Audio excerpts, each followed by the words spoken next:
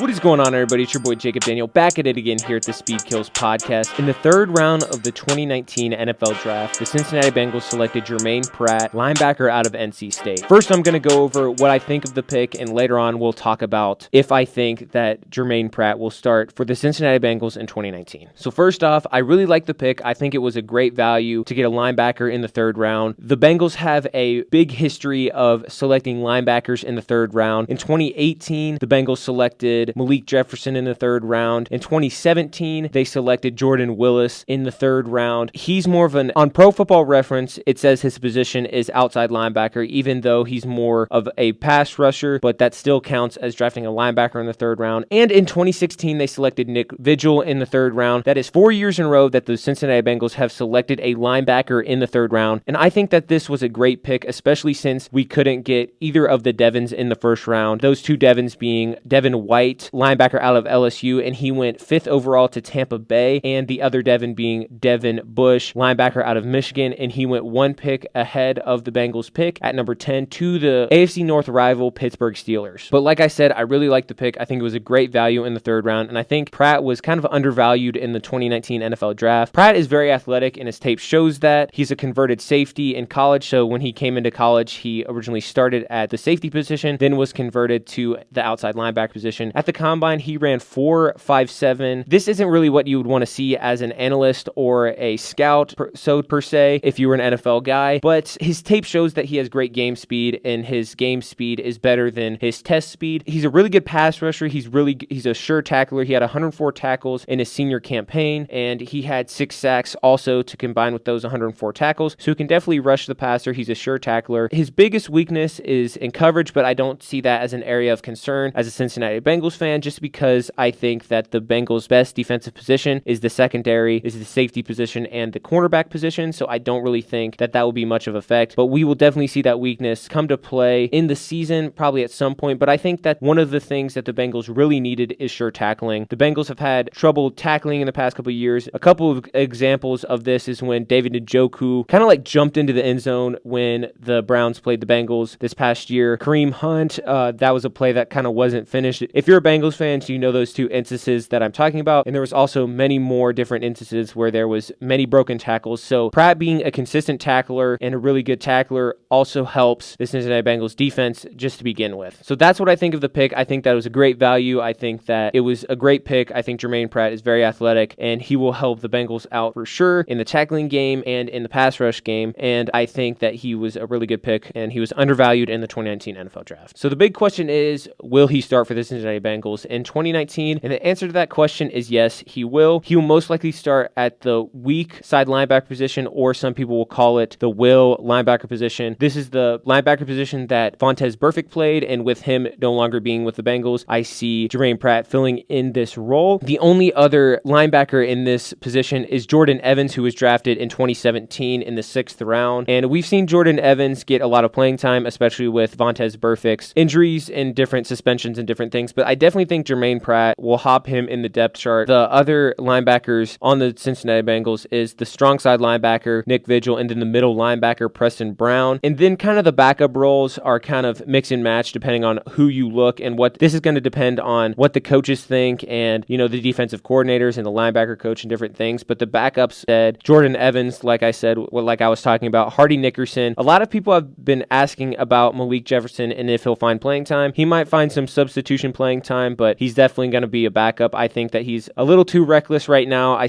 think that Germaine Pratt, they're both gifted athletes, but I think Germaine Pratt has it more upstairs than Malik Jefferson did, just because Malik Jefferson did a lot of different things in college than Germaine Pratt did. Malik Jefferson did a lot of shadowing the quarterback. He would just look at one position, and Germaine Pratt is kind of your all-around linebacker. Chris Worley's another backup. Deshaun Davis, who was drafted this year, I believe, and just a couple other people that would be shifting around to different roles. But I definitely think that Germaine Pratt will start at the weak side linebacker position. He will improve a struggling position group for the Cincinnati Bengals. That is why linebacker was such a big draft need for the Cincinnati Bengals this past year. It's just because it's been weak in the past couple of years. We've seen that with injuries and just different players being at this position. So I definitely think that he will help a struggling linebacker core for the Cincinnati Bengals, but I definitely think that he will start for sure. So that is what I think of Germaine Pratt. That is all I have for you guys today. Make sure to stay tuned here on the Speed Kills podcast. And if you haven't already, go check out out the first episode of the Squadcast. It is me and two of my friends talking about NFL quarterback tiers, and it's a longer podcast. It's 42 minutes long, and I encourage you guys to go ahead and give that a click and give that a listen.